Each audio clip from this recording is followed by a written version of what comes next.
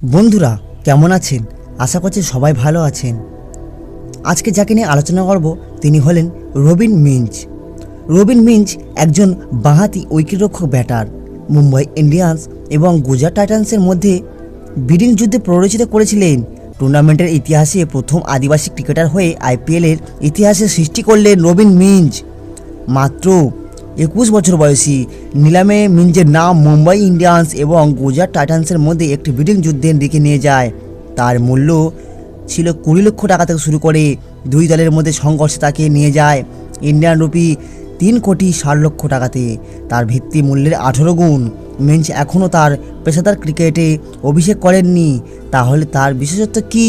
তিনি একজন বাঁহাতি উইকেটরক্ষক ব্যাটার যিনি বলকে শক্তভাবে আঘাত করেন, একজন মিডল অর্ডার ব্যাটার।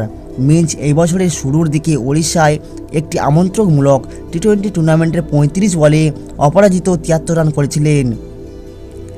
নিউজ 18-এর মতে মিঞ্চ ঝাড়খণ্ড U19 এবং ঝাড়খণ্ড U25 টিমের হয়ে অভিনয় করেছেন।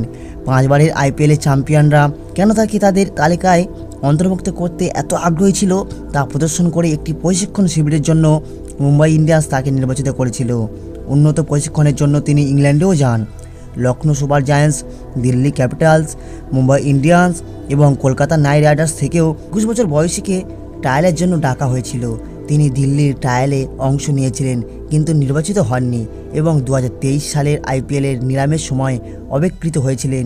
মিঞ্চ MS ধোনিকে তার আইডল মনে করেন এবং তার 10তম মানের পরীক্ষায় উত্তীর্ণ হওয়ার পরে তার পড়াশোনা ছেড়ে দেন। তার বাবা সেনাবাহিনীতে চাকরি করেছেন এবং এখন ঝাড়খণ্ডে বিমানবন্দরে নিরাপত্তায় কাজ করেন। গুজরাট টাইটান্স দ্বারা বাছাই করা মিঞ্চের আইপিএলে অভিষেক হওয়ার সুযোগ রয়েছে। গুজরাটের মাত্র 3 জন উইকেটরক্ষক এবং মাত্র 2 জন ভারতীয় উইকেটরক্ষক।